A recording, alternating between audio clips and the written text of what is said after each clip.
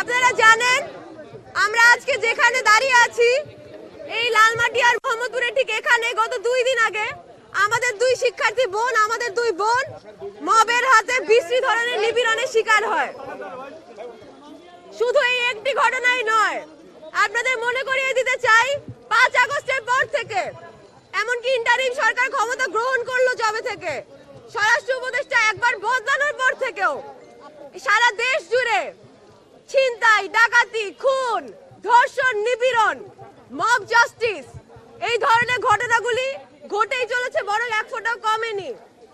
এর মাঝে আমাদের যে স্বরাষ্ট্র উপদেষ্টা জাহাঙ্গীর তিনি নির্লজ্জের মতো ঔদ্ধত্য দেখিয়ে একদিন রাত 3টায় সংবাদ সম্মেলন করে বললেন যে দেশ ঠিকই আছে। তার সেই সংবাদ সম্মেলন বন্ধুরা আপনারা যদি চোখ বন্ধ করে শুনতেন তাহলে আপনাদের মনে হইতো এটা আওয়ামী লীগের আমলেরই কোনো মন্ত্রী, কেবল আওয়ামী লীগের জায়গায় বিএনপি জামাত বসবে। আমরা যে জুলাই গণ অভ্যুত্থানে প্রত্যেকে অংশ নিয়েছি, আমাদের কিছু স্বপ্ন ছিল, আমাদের কিছু আশা ছিল, কিন্তু আমরা দেখতে পাচ্ছি এই অভ্যুত্থানের পর আমরাই যারা সেখানে সম্মুখ সারির সহযোদ্ধা অংশগ্রহণকারী ছিলাম, আমাদের যে বিন্দুমাত্র নিরাপত্তাটা নিশ্চিত করার দায়িত্ব ছিল এই সমন্বয়কদের, এই রাষ্ট্রের, এই উপদেষ্টাদের, তারা তা করতে পারেনি। সেই জায়গা থেকে আমরা ধর্ষণ ও নিপীড়নের বিরুদ্ধে বাংলাদেশ প্ল্যাটফর্ম থেকে এর আগে একটি স্বরাষ্ট্র মন্ত্রণালয় অভিমুখে গণপদযাত্রার আয়োজন করি।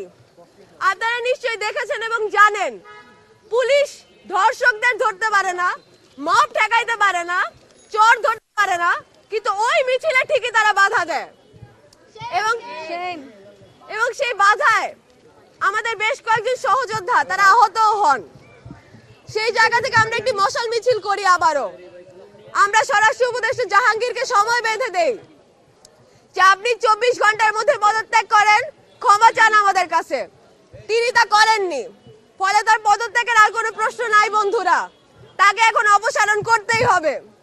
ইউনূস সরকার, ইন্টারিম সরকার, সমন্বয়করা নতুন রাজনৈতিক দল, আপনারা জুলাইয়ের কথা বলেন, আমরা জুলাই বলতেছি, আমাদের কথা শোনেন, জাহাঙ্গীরকে ফালাই দেন।